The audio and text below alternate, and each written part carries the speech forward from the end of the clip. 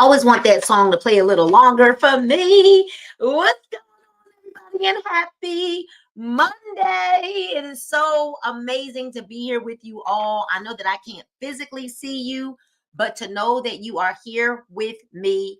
I'll be reading the comments to see what you say. We're going to give you guys a few seconds to log on and let everybody know. And I didn't even post the link everywhere that I should have. So let me do the same, as I am going to take the link and send it out to a few people so that they can partner on book club with us, because sharing is caring. All right. Sharing is caring. And I hate sometimes you pop on YouTube and I just see that there's like a live gunman at a U.S. hospital. Police officer has been unalived. And let me just try to go ahead and figure out where our link is, so that we can share this link. Where is it? Let's see. I can't even find my own link. I'm trying to find my link and it's pulling up everything but this link. But this link. Right. Hold on. Okay, here we go. Let me share this link. So if you all would go ahead and share this link with a few of the people that you know, love, and like. Good evening, Dr. Bramwell. As you're logging on, good evening, Tedra. Let me know what city, what state, what country you are logging in from. Book club is live. Hop on. We want everybody to hop on. All right. We want everybody to hop on. Book club is live. We're going to let everybody know, sound the alarm, and let everybody know that this is the place to be on Mondays so that we can learn and grow together. So glad to see you all here. You are so amazing. You could be doing anything else on a Monday, but you chose to be here. And I am grateful that you are here. So hold on. I'm trying to send it to one more chat if we can. One more chat if we can, if I can find it. Let me just search it because it's just so much going on. Okay, here we go. And let me, one thing, and then we are done. All right, y'all. Almost. All right. All right. We are done. All right. So, all right, y'all. All right. So let me know where you're logging in from, what city, what state, and or what country you are logging in from. Just want to see where we get people logging in from. And let's make sure we put those hashtags in the comments. All right. So, y'all, we are in declaration number 5. We shall practice joy and gratitude. We shall practice joy and gratitude. And I know that we are so grateful. Yes, my energy is back. It's back up. I had that IV treatment today. Got me some good vitamins and lots of, it was called like the under the weather treatment, or I don't know, something like that, but it was great. So my energy is up. I feel better. And I was able to take a few bites of something. So I'm feeling like a human being. All right. So let's put those hashtags in the comments. Let's continue to spread the word. I know that we are so grateful that we are out of declaration number 4. Anybody else excited about being out of declaration number 4? So why is book club so important? Number 1, because leaders are readers. Well, and these are not in order of importance, but also because you cannot pour from an empty cup. So every Monday I'm here to fill your cup. And then because we're never going to earn more money than we learn, right? We'll never earn more than we learn. Here's the problem. A lot of us think, a lot of times, I know that there was a time in my life where I didn't think I needed to learn anything more, right? Well, if I was in a position where I have everything that I desire in life already, then perhaps I'd be in a place or space that I don't need to learn anything else. But it's obvious that what I do know isn't enough, or I would have the things or be where I want to be in life. That's just my philosophy on it. I have a gift, and the gift that God has given me is to help you understand the book, or to actually get into the mind of the author, and we're able to make the book come alive, like make the words come off the page. We take our time as we go through this book, and you don't even need to have the book in your possession. I'm going to read it to you. We are currently reading the Motivation Manifesto, which you probably can't see because my screen is blurred out. My background's blurred out because my bookshelves are just so messy. Somebody gonna come bless me and help me declutter this whole house. For real, it's gonna take us like a week or two. All right, so the Motivation Manifesto, 9 declarations to claim your personal power. I don't know about my books though, y'all. I ain't getting rid of these books. Okay, we'd have to have a book sale or something. I don't know. All right, so we are in declaration number 5. We shall practice joy and gratitude. Here's what's so crazy. Gratitude bestows reverence. Gratitude bestows reverence. Yeah, but we didn't have enough time when you was here, Alicia. It has to be like the definiteness of purpose. Like that's the reason for your trip. You was trying to celebrate your birthday last time you was here. So that's all we had time for. All right, y'all. So we want to make sure that we understand this book, this particular declaration. Gratitude bestows reverence, right? Allowing us to encounter everyday epiphanies, those transcendent moments of awe that change forever how we experience life and the world. That right there is so important. I want you guys to really read that over and over and over again. Gratitude bestows reverence. But let's look up what the word practice means and the word joy and then the word gratitude. It's so important before we get started. Now, y'all, we got stuck on the first, when we defined the words to declaration number 4, we were stuck for a whole day right there, but we're going to try to not be stuck today. The definition of practice. Because we always believe we know the meanings to these words, right, y'all?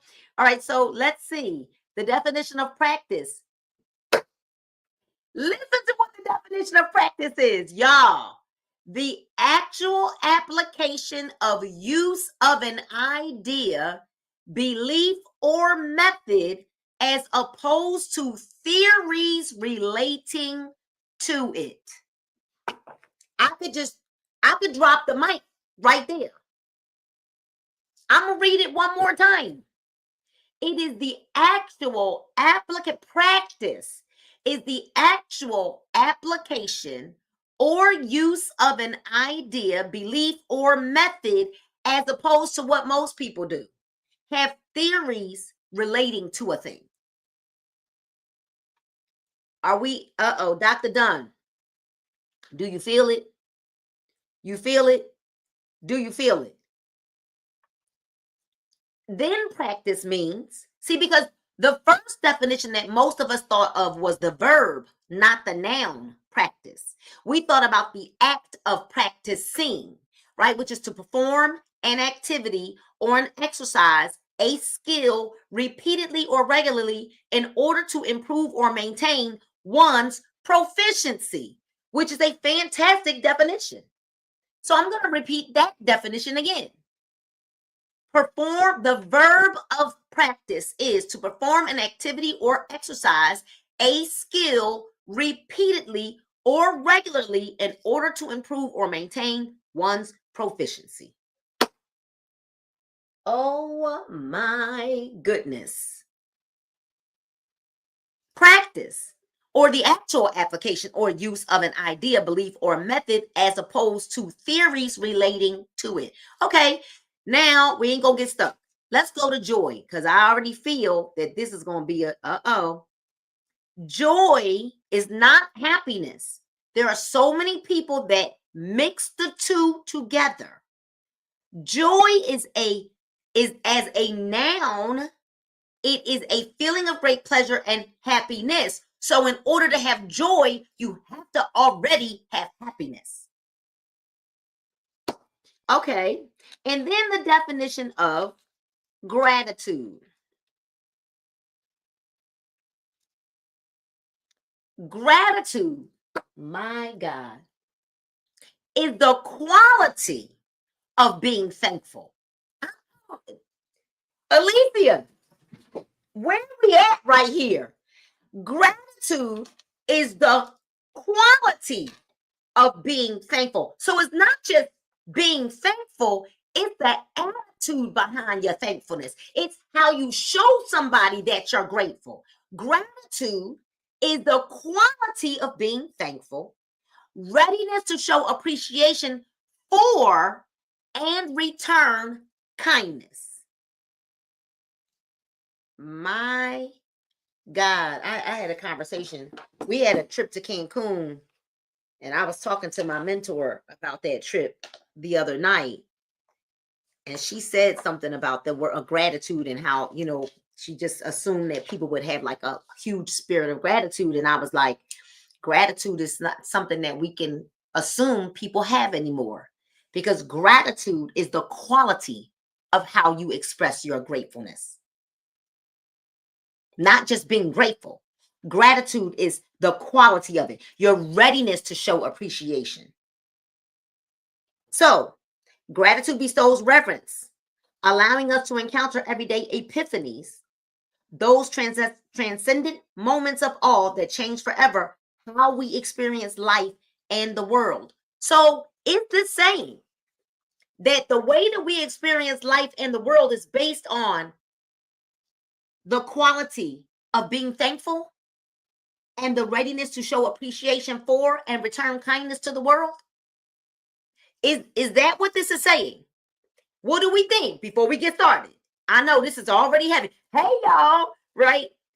How would we, this says gratitude bestows reverence, allowing us to encounter everyday epiphanies, those transcendent moments of awe that change forever how we experience life and the world. We have been gifted with divine vitality and the accompanying powers of will, strength, and enthusiasm. Yet, where is the energized, heightened, exhilarated pulse we would expect from such a chosen and capable people? Why do we not hear more laughter and life? Why do we not hear more laughter than life? Where is the vibrant, mad fury and stunning passion of the fully engaged human? Where are the shining souls whose hearts beat with racing enthusiasms? Where are the magnetism and the fire? Where are the gratitude, the joy, the spark, and the charge? What happened to that miraculous life energy that brought us into existence? What happened? I even often watch how I watch the word go into action. I watch how the word says, a little leaven leaveneth the whole lump. And I watch when certain people or personalities are paired together, how a dominating negative spirit can jump on somebody else just from them two being together. Oh, I watch it in action. Where is the magnetism and fire? Where is the gratitude, the joy, the spark, the charge? Where is it? It seems that a great tidal wave of cynicism and pessimism has washed ashore and drowned the dreams of our people. You saw it too, Alicia. Girl, the emotional energy of the world is flatlining. See, because there's an energy, there's a rhythm to life. There's a rhythm. When you are in rhythm with God's purpose for your life, when you're in rhythm with what you're supposed to, your divine purpose as you're walking through the earth, there's a rhythm, there's a thing, there's an energy that bounces off of you that doesn't repel people. It attracts them.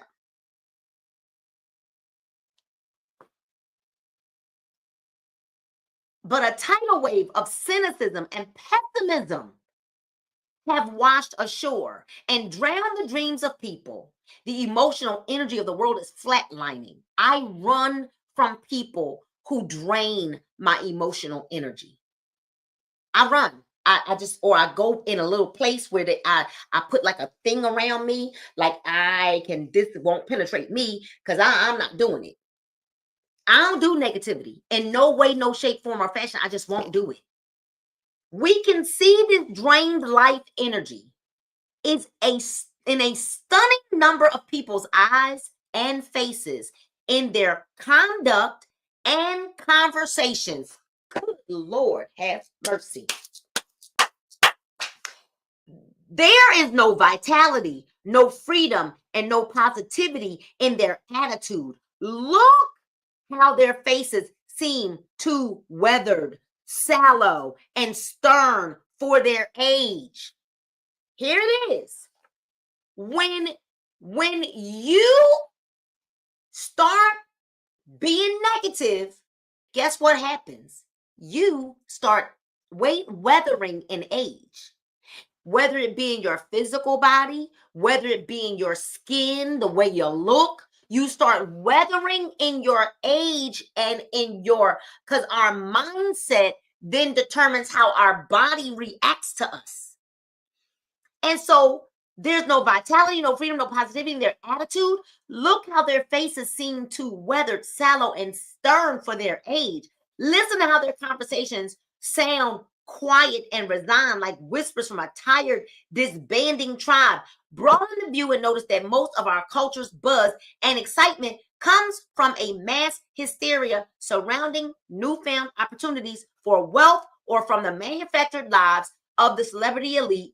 Ours has become a world where a tragic number of people are more fascinated by materialism and the lives of distant narcissists than their own life experience.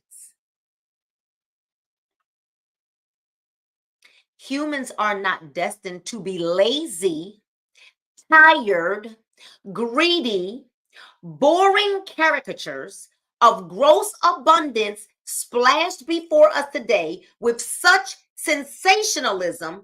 Sadly, from afar, it would appear that many people have become resigned, that they have given up their remarkable potential, that they are consenting a creep instead of soar, that they risk turning into a culture of slow moving, low aiming, negativity spewing brats and blamers. Well, I'll be jumped up.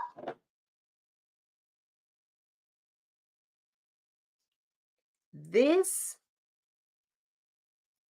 what is the world turning into?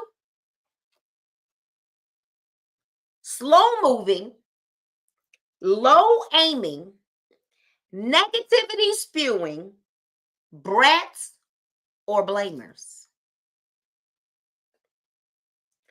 One by one, we are seeing so many people for whom we care get sucked into the awful whirlpool of negativity.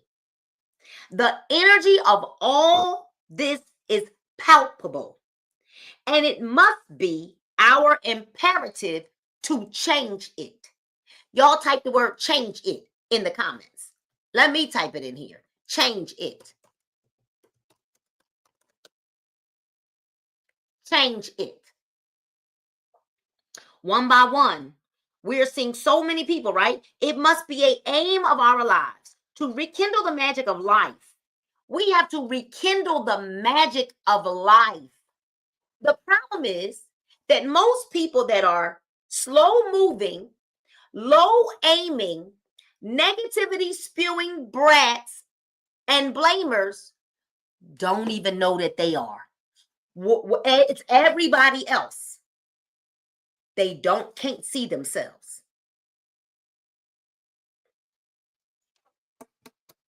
We mustn't live in the darkness of our doubts, the shadows of the joyless, or the clutches of the energy vampires.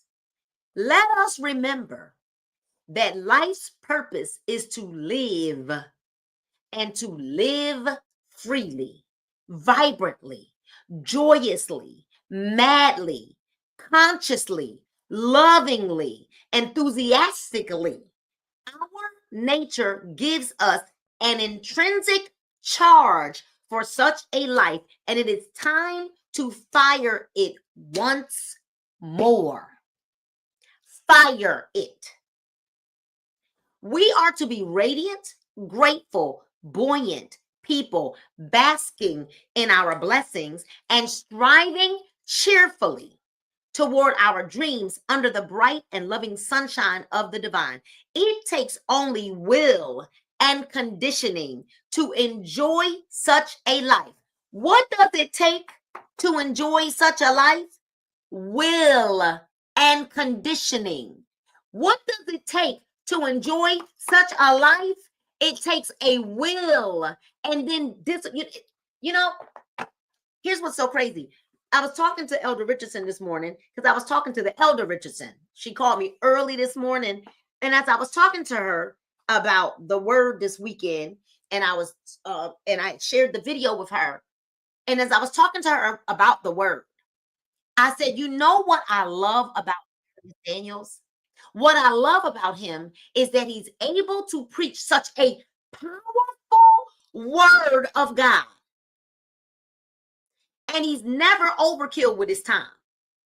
He knows how to preach it and let it go. Literally, he does a fantastic job. You never feel like he doesn't give you enough, but it's just not overkill. He knows when it's time to end it, right?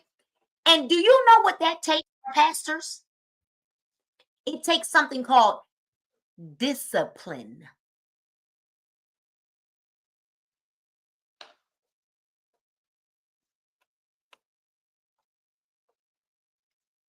So,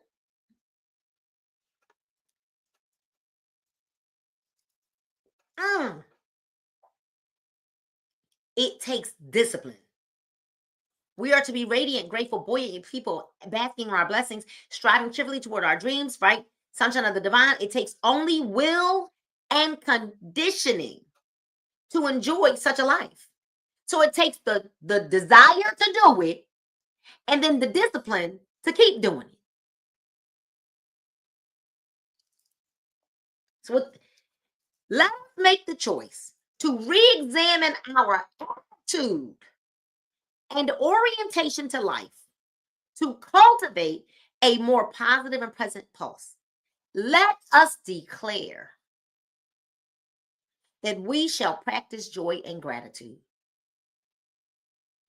And what if, for once, when you listen to the word, when you listen to this book, you listen to it to find you in it, not other people?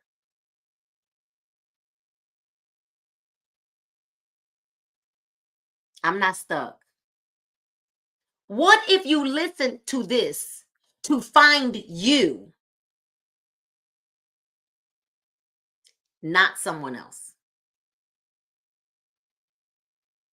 Like, take a minute and say, Lord, is there something in me that I'm not seeing? Help reveal. Take my blinders off. Take my blinders off so that I can be made well. Take my blinders off so I can see my negativity and pessimism and lack of gratitude, my opinionative late nature. Lord, show me. Mirror, let me see me. Because why is it that we can always see everything and everybody else, but we can't see what's in ourselves because we don't even take a moment? Because even as we're listening to this book, we're thinking of who that applies to. It applies to us, every one of us. Where maybe it don't apply to you today, but it might apply to you tomorrow. How does it fit me? Because if we don't start looking at this as to how this applies to my life, me, I don't care how old we are, my life, we'll be stuck where we are. Let us declare we shall practice joy and gratitude, the jewel of life. The greatest of human freedoms is the ability to choose. The greatest of human freedoms is the ability to choose. I was teaching this at Bible study the other day. I said, y'all do know that God is never ever going to force himself on you. He's given us will for a reason. And he's never, ever, ever, never, ever, never going to force his will on us. What's going on, Melissa? So the highest form of freedom that we have is the ability to choose at any moment the palette of our emotional sky. We literally have the power, like this, the very power in a moment to change the way we feel, the way we look at life. It is all on how we, the palette of our emotional sky. We alone activate the very energy and the emotion through which we experience life. If we wish to feel joy and gratitude in our lives, then we must direct our beliefs and behaviors in order to accomplish that end. And we must do it constantly with such force and repetition that those emotions become the hues of our daily attitude. This is not easy work, but let it be our mission. Perhaps the severest requirement of the good life is, the severest requirement, of the good life is, because I know somebody on here probably like, she ain't read that right, of life is to have the constancy of mind to maintain our joy and gratitude even amid hardship, pain, and injustice. How can you maintain the correct attitude and mindset even in the midst of hardship, pain, and injustice?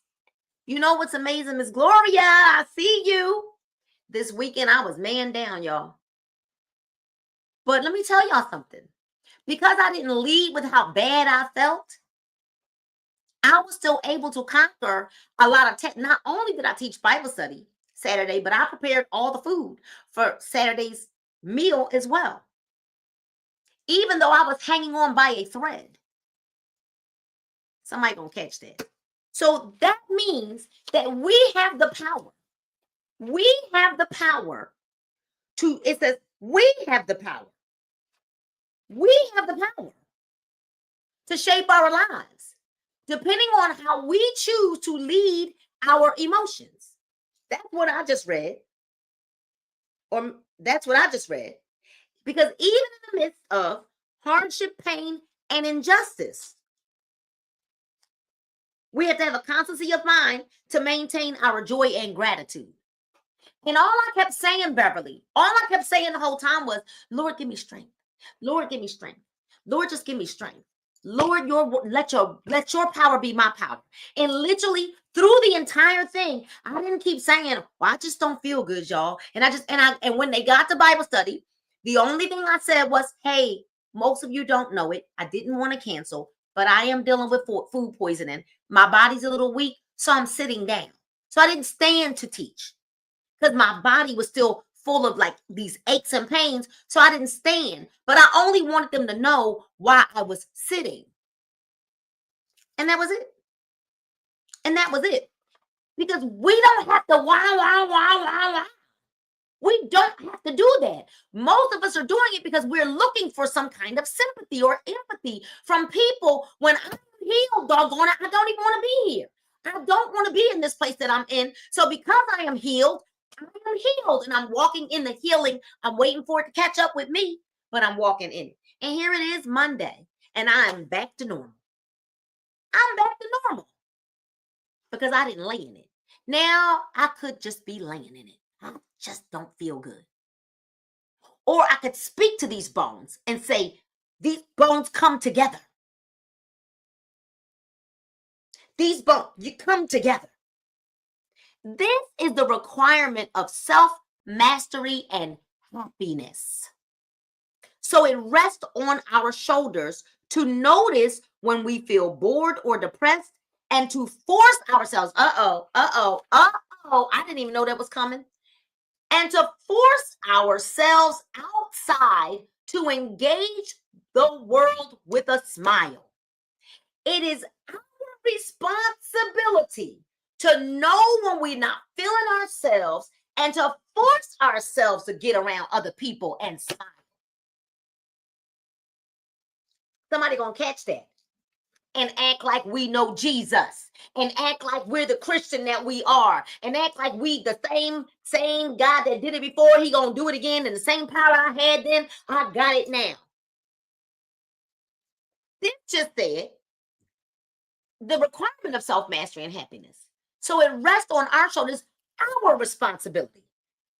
Your responsibility to notice when you feel bored, depressed, and others, basically align, and to force ourselves outside to engage with the world with a smile. It's up to us to appreciate our team, even when a project is failing, and to be thankful for our spouse, even amid conflict. Oh, yeah. I'm looking at my business at the end of last year. Everybody scattered off, scatterbrained, and I had to stand still. And I had to stand still. And I had to stand, even when I didn't feel like it, even when I felt betrayed. I had to stand still. I had to stand still to get order. I had to stand still to make sure everybody understood the marching orders. I had to stand still to show everybody else, stand still. We're marching forward.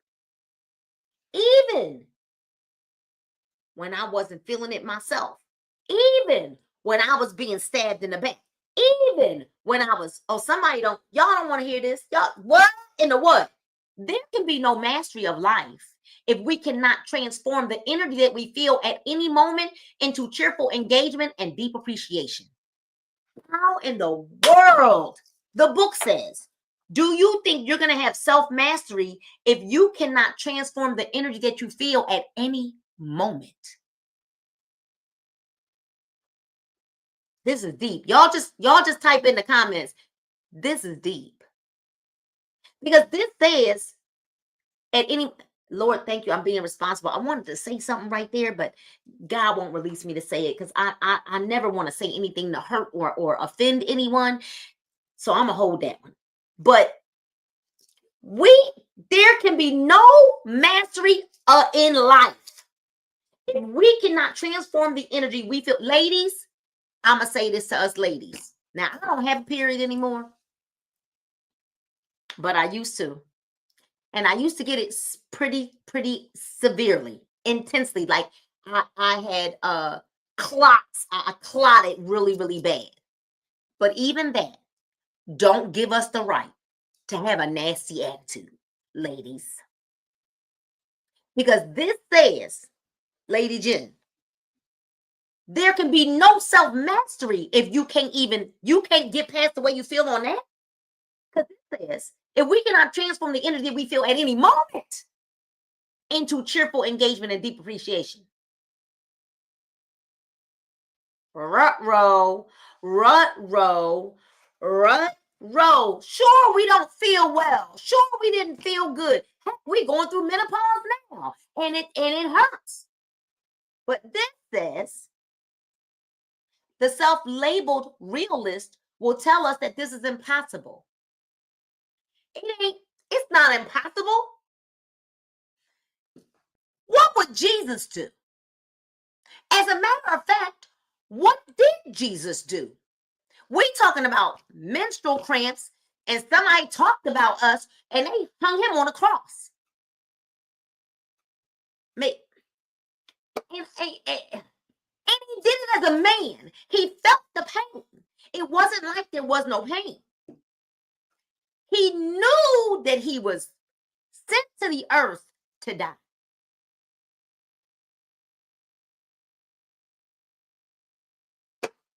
I mean, my goodness gracious.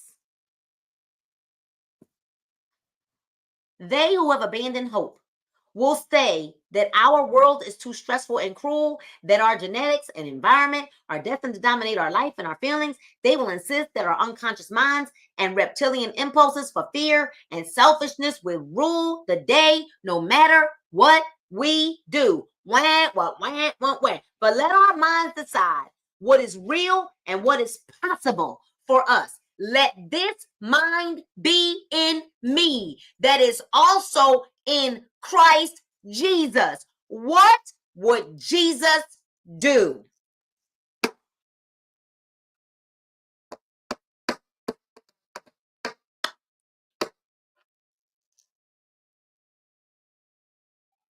What would he do? Our spouse make us mad.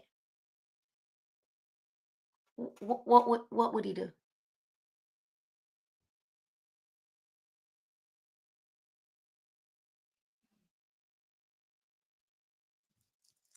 Woo! But let our minds decide what is real. Oh, I'm sorry, I gotta go back. I missed the line. They who have abandoned hope to their environment, this and dominate our lives. This will insist that our unconscious minds and reptilian impulses for fear and selfishness will rule the day no matter what we do. Did I read that?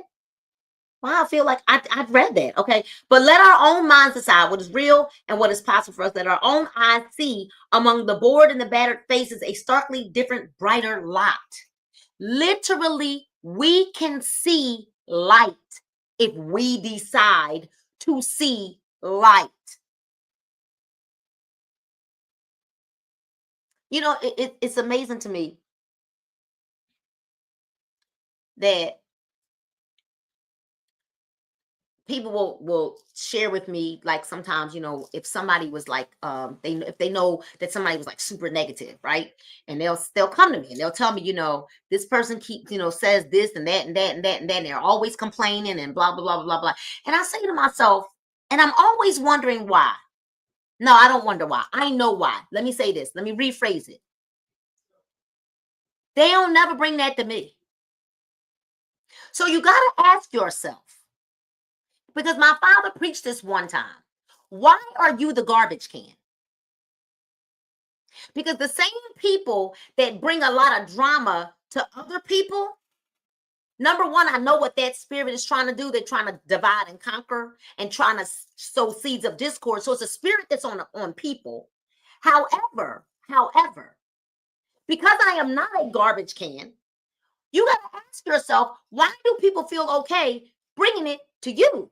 Like my father said, beyond the person that's bringing the negativity, why do they always bring it to you? He calls you the garbage can. He calls it the garbage can. Why do they always bring the garbage to you? You know why? Because you haven't checked them yet. Because you think, well, I just got to be nice. And no, you don't have to be nice. You have to check them and ask them, well, why are you complaining? Well, why are you so negative? Well, why you got to check negative people? And when you start checking negative people, see, people know don't bring me there because I'm not negative. And when you keep allowing someone to bring that to you, they bring it to you because they know you will listen. People know I'm not listening to that foolishness. But when you start checking people, I wish to God I had heard and seen some of the things that I had heard about. Because let me tell you, all I was sitting there as I'm hearing it, thinking to myself, baby, had I been there to hear that, hear who hell come hot water, I would have checked it. But when you keep entertaining the drama, especially because you be like, well, they just older than, I don't care. I don't care. That doesn't matter. Ignorance is ignorance. Complaining is complaining. Negativity is negativity, right? And so the more that you start hearing that, you got to start checking them. And when you start bringing it, because guess what? And yeah, you can try presenting the information in a spirit of love. You should first. And then when they don't hear, go get a witness to bear witness, right? Do it the way the word of God says. But the reason why people remain the way that they are is because no one checks them. Age is not maturity. And older people are set in their ways. I'm not interested in hearing that. I am interested in us being made whole. No matter whether you're 90 or no matter whether you're 50 or you're 25. I am interested in being made whole. And I would pray, I would only pray that if I was 75, 80, whatever the age may be, and if I've got some areas in my life that people are around me and they see it and they keep just saying, oh, that's just because, she old, stop it with that. Nowhere in the Bible does it say to excuse a person's behavior because they're old. We can give you honor and still let you know that that was foul. Brother Susu, brother and sister Susu, that was foul. Anyway, I don't know how we got there, but this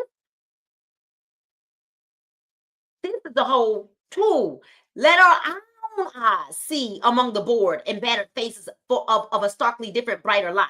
That there are those whose faces are so alike with life that they serve as a blinding reminder amid the darkest of our time that joy and charisma and hope still exist. There gotta be people, Sean, that look at us and say, I see the power of God on her.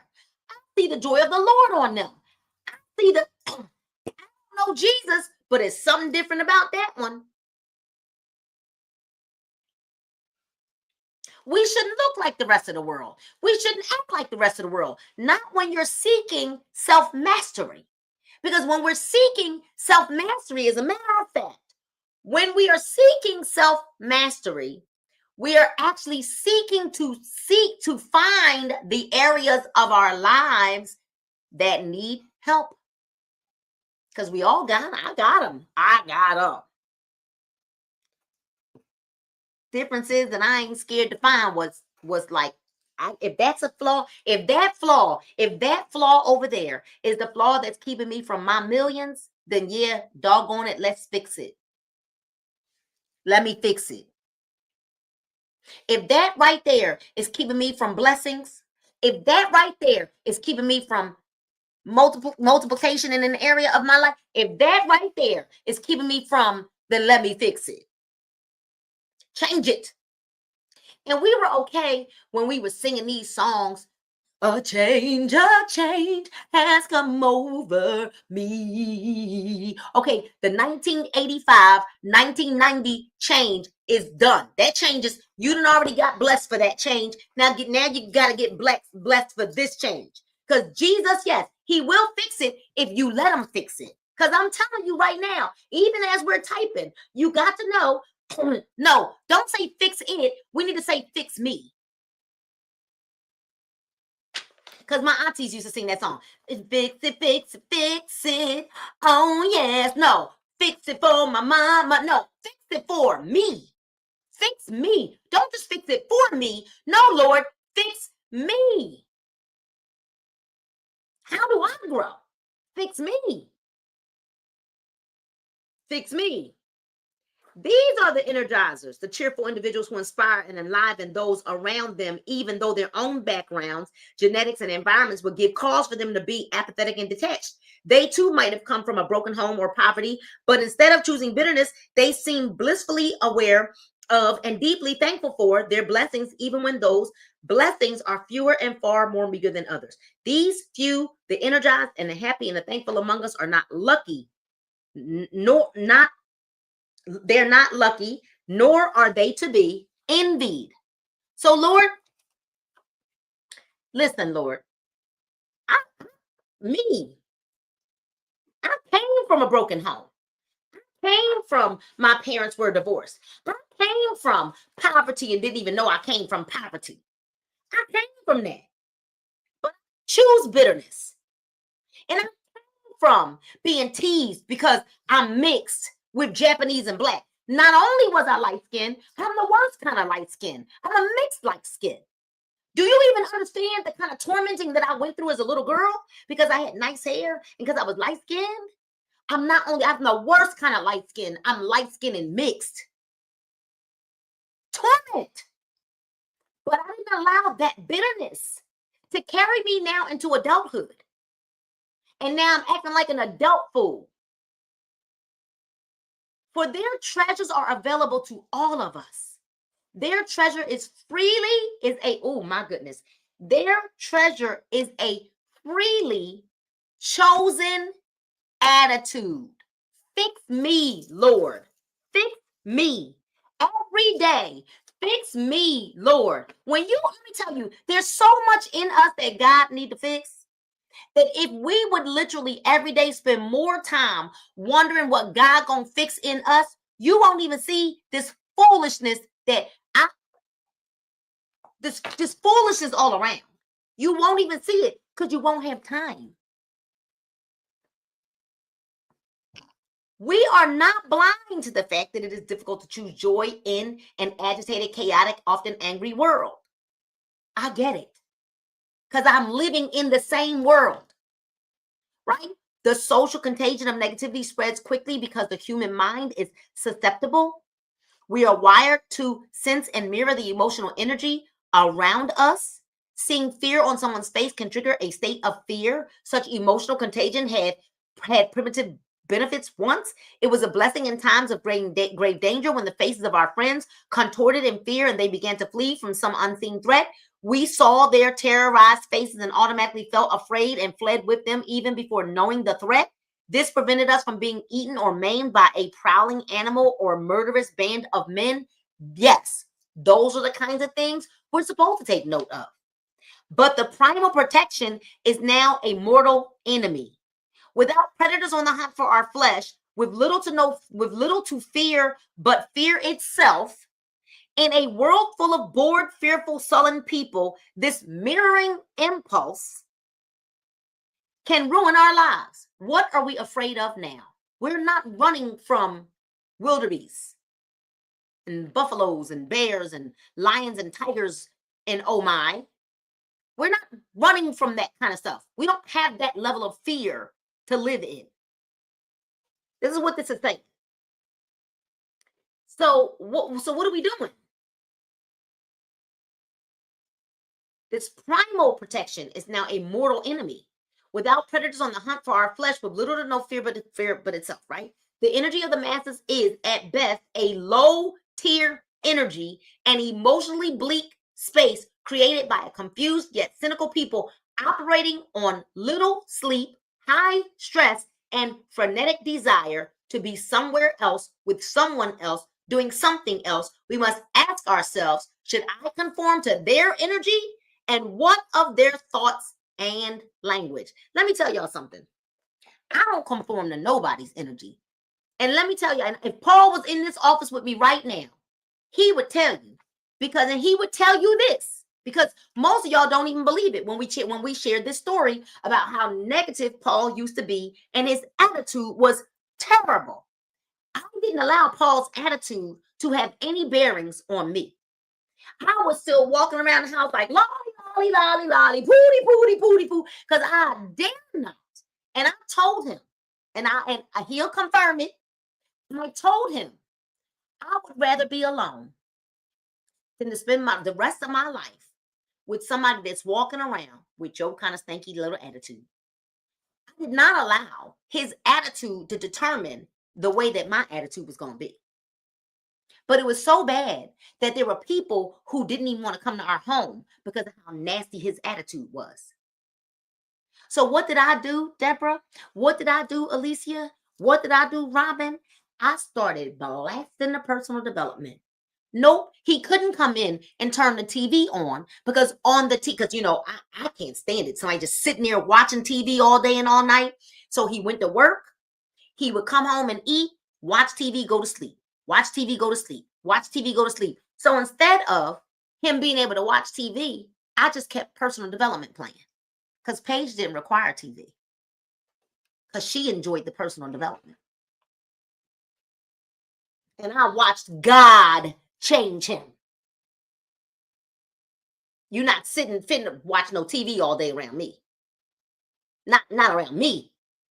Because I just want to know how is watching all of that going to make us wealthy. Unless you watching something to learn how to put together a website, a landing page, or photography, or now when Paul is watching stuff, he's watching things that teach him how to learn photography, learn how to do videos, learn how to edit videos, learn how to do this, learn how to build this, learn how to do this, putting together our business. You let God do it. When you shut down all the other distractions. Because I said, no, we're not bringing that spirit up in here. Like, enough is enough. So it was either you're going to walk away from this marriage or you're going to fight. And I fought it in the spirit. We're not watching no TV around here. Because that is not getting us further ahead. That I can't stand it. Don't tell me what's on TV. I don't know. I reward myself with TV. So, like today, If I want to watch something, I can reward myself because I've hit my sales goals, because I set sales goals for myself every single day.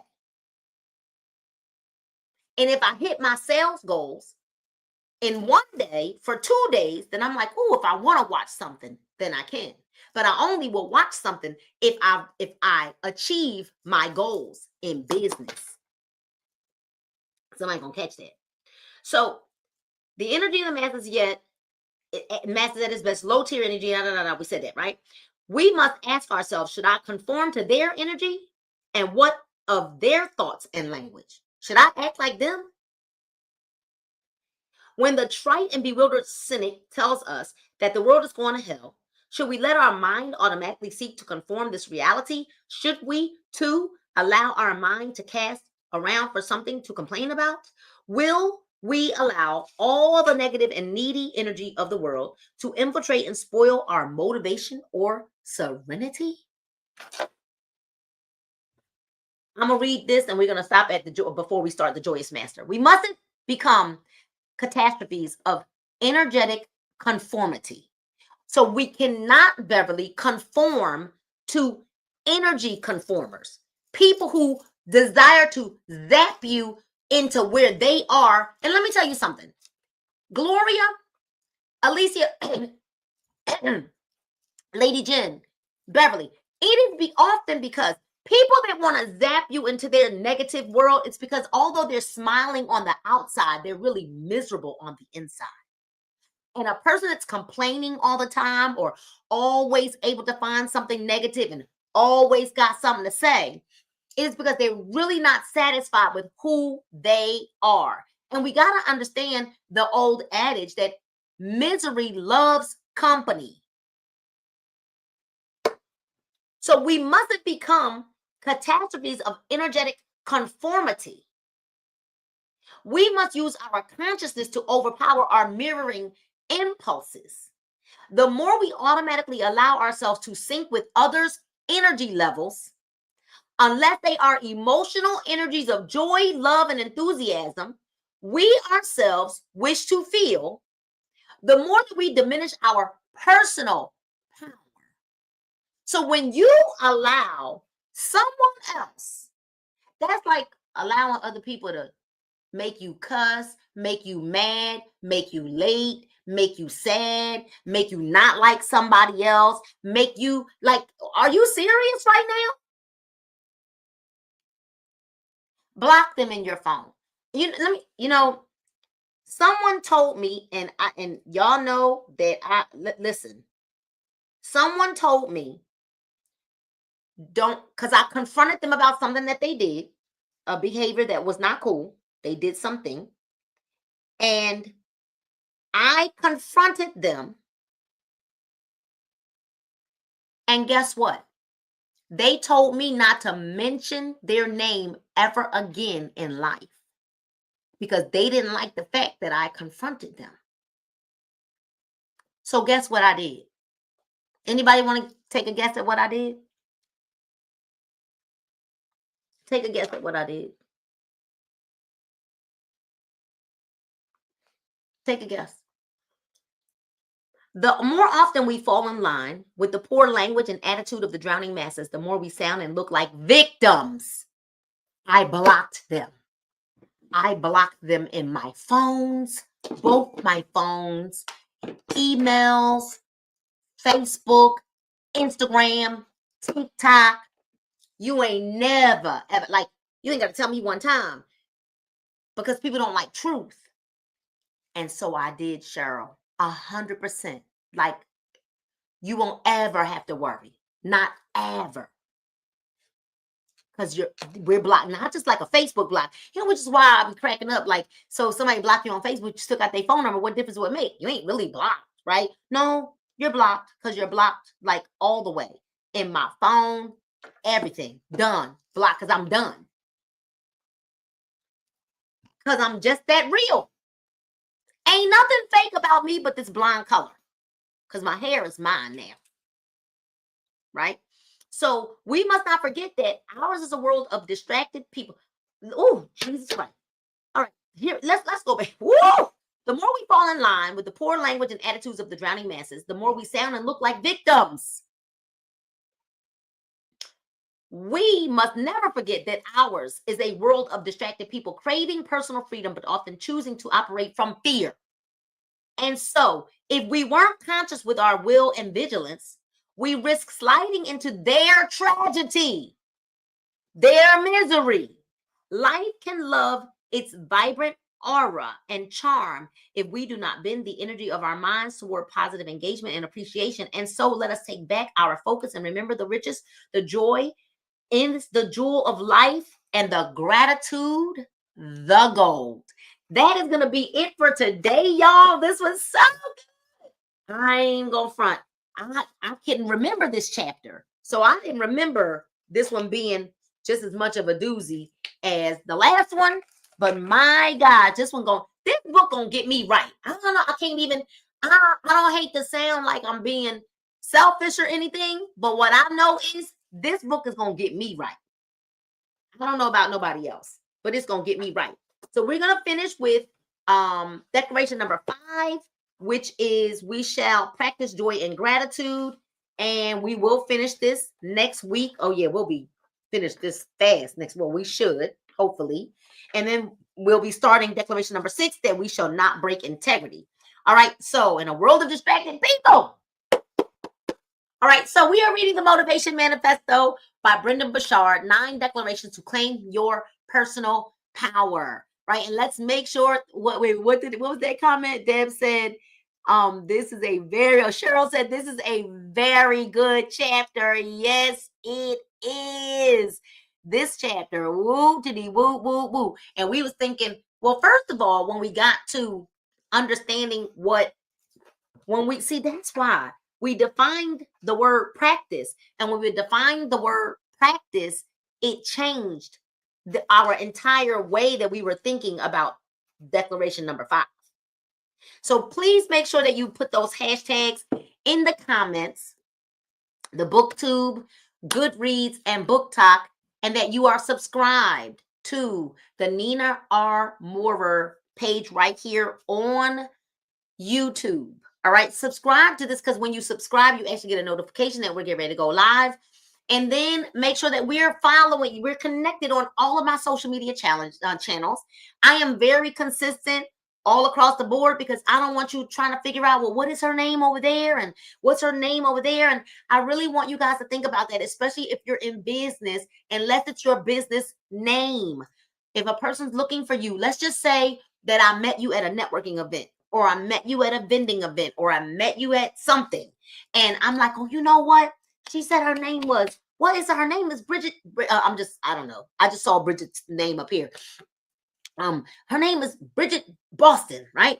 And I go looking on Instagram for Bridget Boston, or whatever your name is, right? Kelly Clarkson. And I can't find Kelly Clarkson, or there's a 50 million Kelly Clarkson. At least if I see your profile picture is you, and you said your name is, right, Buffalo Bill, then I know that I'm looking for Buffalo Bill, and this is what Buffalo Bill looks like. So anyway, I say all that to say that is a reason why I am strategic across all boards. You're either going to see Nina Moore or the Wellness Queen, but I'm always leading with Nina Moore. So on Instagram, then you see me on Facebook. If you're watching this video later, then it's not live, then make sure you're following me on Facebook at the Nina Rochelle Moore page. I do have 2. But this is my main page. When you see my middle name, it's my main page, okay? And then on TikTok, same thing. Nina Moore, the Wellness Queen. And then if you register on my website, ninamoore.com, and we got something real special coming up real soon. You'll see another link. I think my stand store, actually, I think it's kind of live, because I actually think that we just actually got a sale through it on Instagram, right? Through my stand store. But listen, we have, and I'm going to put the link up.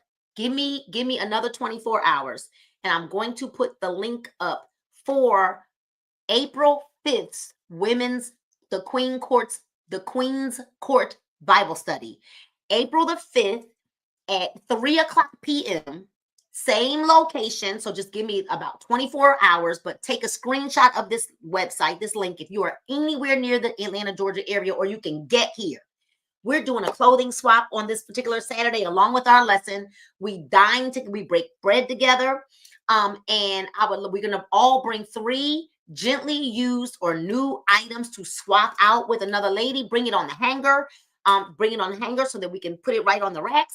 And we're going to have some fun. This is a very interactive community of women that we're building. And I believe that if you just make it there, you will find that you're going to find a community of women that are going to love and embrace you. And you can come to this place. It's a very, very safe place. We're not sharing your information when we leave there, but you can come and take the mask off, the wigs off, whatever, right? And come get comfortable and break bread with us. We grow and learn together as we apply the word of God. So I will have the new link up for April the 5th. And then we've got a big, big, big surprise for my birthday month, right? When we host our Bible study in May. I believe it's Saturday, May the 2nd? Let me check. Saturday, May 3rd. Oh, it's actually on my birthday. Oh, so you already know we got something really, really, really amazing planned for Saturday, May 3rd. It'll be like my birthday party. All right, y'all. And so I am super excited about I hope that all of you can make it in May. And we'll have a grand old time. My mom will be here all the way from California. And we're going to have an amazing time. So you'll get to meet Eiko Watanabe, right? My Japanese mama. And it's going to be a glorious, glorious, glorious time. It'll be at 3 p.m. on May the 3rd as well. So hoping that you all had an amazing time. Just remember to enjoy the rest of your evening. Enjoy the rest of your week. Be kind to one another. Do a good deed and pay it forward. All right. Pay it forward. And always remember that God loves you. I love you. And there's absolutely nothing you can do about it. We can't wait to see you back here next Monday at 6 p.m. so that we can finish out declaration number 5.